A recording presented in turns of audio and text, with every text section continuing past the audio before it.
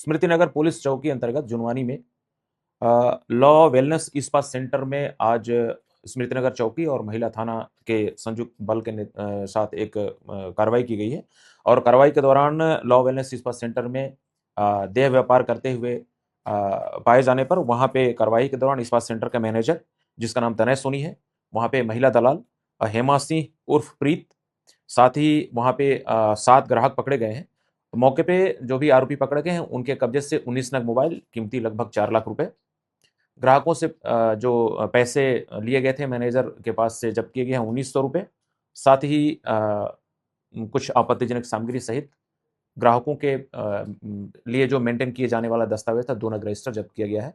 और सभी आरोपियों को पीटा एक्ट की धारा 3, 4, 5 और 7 के तहत कार्रवाई किए जा करके और इसमें सभी की गिरफ्तारी की गई है और पकड़ में अग्रिम विधिक कार्रवाई की जा रही है। अभी तक पूछताछ के दौरान जो जानकारी मिली है उसके हिसाब से सभी लड़कियां बालिग हैं और कुल इसमें 8 लड़कियां हैं, 8 सभी के सभी बालिग हैं, कुछ छत्तीसगढ़ की हैं और कुछ लड़कियां नॉर्थ ईस्ट की हैं। लड़कियों से उक्त संबंध में महिला थाने में प्रत्यक्ष से पूछताछ की जा रही है और पूछताछ पश्चात उनको जो सुप्रीम कोर्ट के जो निर्देश हैं, उन निर्देशों के अनुरूप उसमें